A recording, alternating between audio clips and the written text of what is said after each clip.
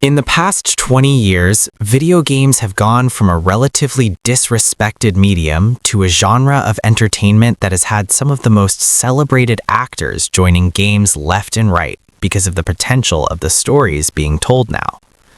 We have had so many amazing stories in gaming, and the RPG genre in particular has some absolutely incredible tales to tell. The stories that are for the ages span many decades, and whether they're adorned with gorgeous modern graphics or visuals that can barely help you identify the characters as people, the stories stand strong regardless. We're going to check out some of the best RPG stories ever told, the ones that achieved absolute perfection and stayed with us for years to come. Horizon Zero Dawn delivers one of the most perfectly crafted narratives in modern RPGs. It begins as a simple coming-of-age story about Aloy, an outcast searching for answers about her identity. But as you journey deeper into its world, the story slowly unfolds into a breathtaking sci-fi mystery. What caused humanity's collapse?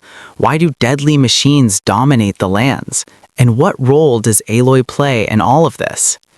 The game masterfully balances emotional storytelling with massive worlds building. Through ancient databanks and environmental clues, you uncover the tragic history of Project Zero Dawn, a desperate last attempt to preserve life on Earth after a catastrophic AI wiped out humanity. Aloy's discovery of her connection to this lost world is powerful, personal, and incredibly moving. Horizon's story achieves perfection because it never rushes, never wastes a moment, and rewards players who pay attention. It's a tale about courage, legacy, and what it means to fight for a future, even when the past seems impossible to escape. Cyberpunk 2077 is one of the most engaging stories out there, and it does something unique in the process. You play as V, a mercenary looking to become a legend in the world of Night City.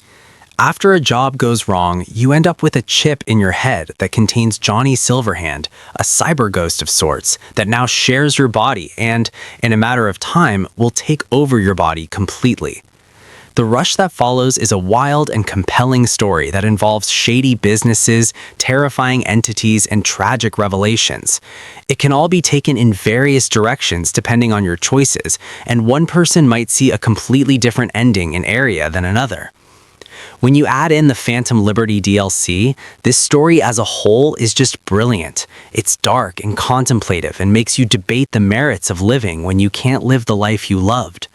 It's got some amazing characters to steer the ship to, and the various side quests play into the bigger story as well, making for a plot that is amazing to experience, and one that will stick with you long after you play it. That's not hyperbole either. If you end up with that V ending on the ship in space, the panic in their voice is something that chills me to this day. The sequel has a hell of a task following this story. Enderal Forgotten Stories is a total conversion mod for Skyrim, but other than the visual similarities, the game is much different. The biggest difference is the story. The tale told in Enderal is simply one of the most haunting and affecting stories I've seen in a game. It takes heavy inspiration from Mass Effect, but it still does a ton of unique things on its own. You play as a character tasked with discovering the source of a plague called the Red Madness and figuring out how to stop an apocalyptic event known as the Cleansing. The story will take you to some incredibly chilling locations, making disturbing discoveries left and right, and rethinking the very nature of the world you're inhabiting. The story goes to places that you truly would not expect, and character motivations hide in plain sight, allowing for everything to come together in a wild and unforgettably horrifying finale to it all. It's a game story that outdoes its gameplay by a significant margin, but it's fine because the game could have you fighting off pieces of cheese with a 2-4, and you'd swing away just to get to that next story beat. I played the whole thing in VR too, so I felt like I was really experiencing everything as it happened, and that was one of the most terrifying and engaging experiences I've had playing a game. It's a testament to the writing and plot as a whole that the story remains incredibly thoughtful and engaging from moment one until the beyond harrowing ending. God of War in 2018 brought us a different side of Kratos, who was quieter, more measured, but just as powerful. The story that surrounds him is the best part of the package, though. He's simply a grieving husband and newly single father trying to help his son find his place in the world. Of course, nothing is ever as simple as that. Right off the bat, he's visited by the god Baldur, and we're pulled into a massive conflict between the giants, the gods, and Kratos' violent past.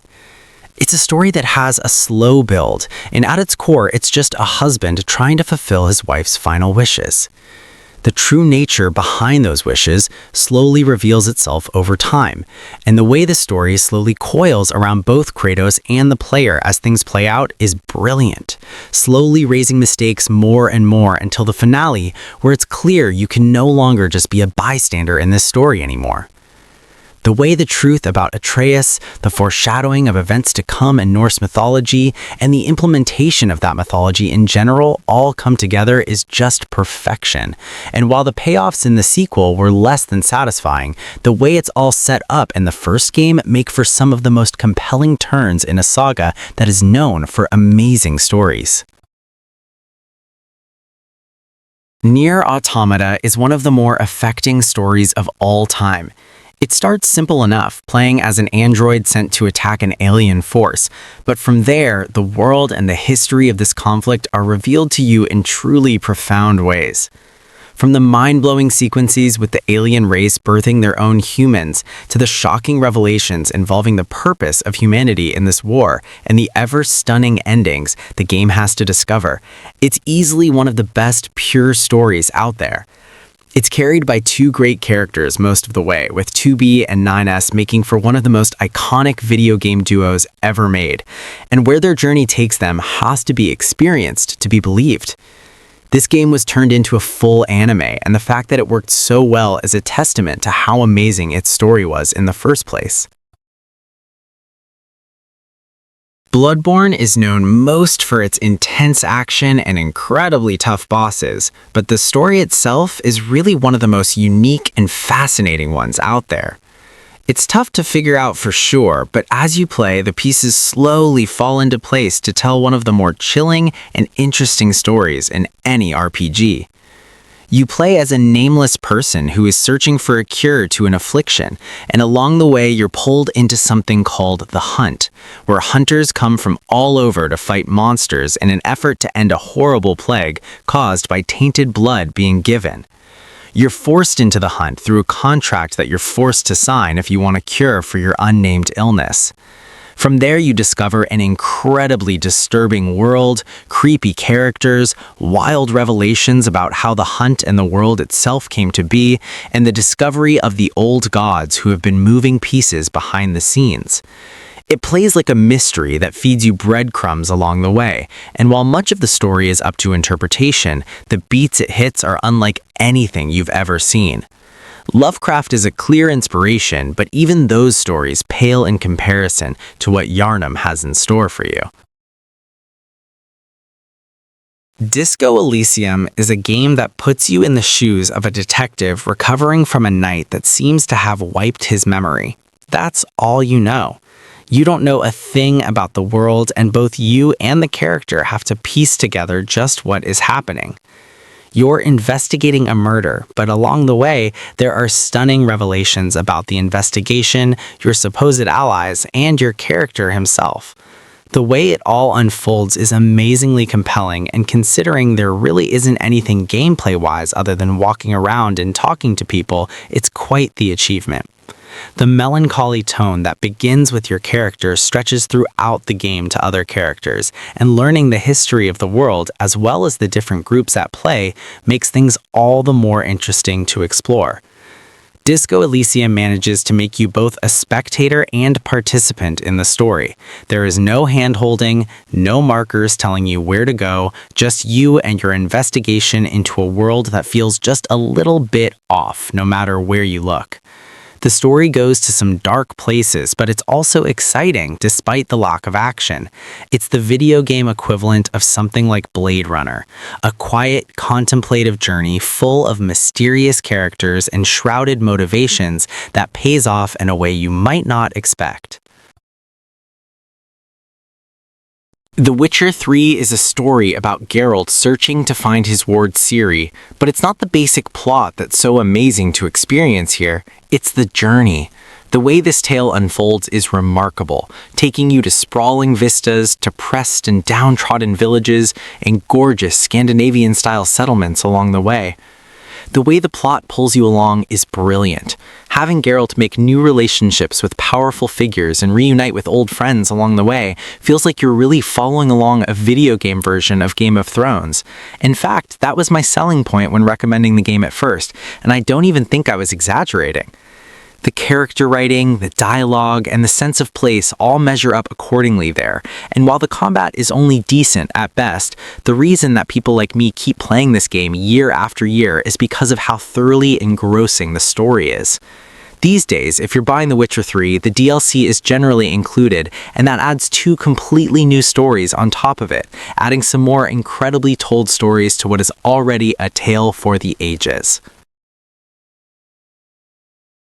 You've likely seen the legions of fans pining for a remake of this game by now, and the reason is that they want to experience this incredible story of Star Wars Knights of the Old Republic once again.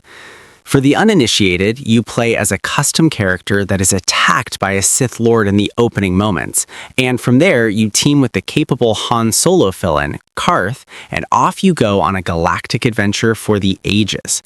To say too much about this story would be a spoiler, but you'll explore everything from the nature of the light and dark side of the Force to experience some of the best character writing any game has seen. There are, of course, twists throughout the story, but the penultimate one is a plot move that has echoed through the ages and simply hasn't been topped. It manages to make perfect sense and restructure the entire story until that point, and it's a stroke of writing mastery that honestly is hard to find in modern gaming. You can take either the light or dark side throughout the game too, so the story adapts to whatever you're feeling. It's one of those stories you can experience over and over and stands amongst gaming's finest narrative achievements.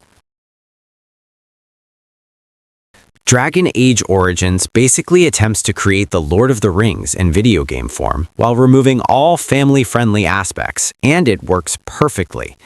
It's a story about you becoming a member of the Grey Wardens, who are the only ones capable of stopping the Darkspawn, who emerge from the underground every few years to wreak havoc on the world. The journey to taking down the Darkspawn, though, is a fantastic one, with great villains, interesting allies, and one of the best video game parties to ever exist. As you journey to forge new alliances to help defeat the Darkspawn when the time comes, the world reveals itself to you in fascinating and truly dark ways. Demons, possessions, trips into literal nightmares, and the nature of the Darkspawn themselves are drip-fed to you until you fully understand the type of world this is. The way you can change the story is also amazing, allowing you to kill off certain characters, make sacrifices for the greater good, or just overall do whatever it takes to get the job done. The world reaction to the story you want to tell is amazing, and no matter what your choices are, the tale unfolds in a way that is cohesive and, most importantly, gripping. It's also got a fantastic add-on chapter in Dragon Age Awakening, which generally comes with the total package these days and gives a haunting twist on the Darkspawn lore that I wish the rest of the series picked up and ran with. Mass Effect 1 has something truly special in comparison to other games in the series. The reason is that Mass Effect 2 and 3 deal with the how and the why when it comes to the Reapers, but Mass Effect deals with something far more terrifying: the what. The mystery you unravel in Mass Effect 1 is among the best storylines in any game I've played.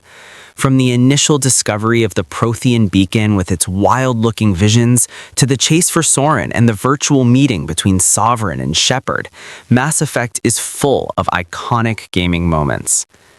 Starting as a Spectre agent on a mission to hunt down a rogue member of your specialized militant group and slowly discovering something that is a threat to the universe as a whole was an amazing escalation that's made all the better by fantastic villains in Sovereign and Saren. Of course, there are great characters on your side as well, and discovering the story of the Mass Effect universe and experiencing it alongside characters that feel as real as any you'd find in a TV show or movie is a huge reason the series is so celebrated to this day.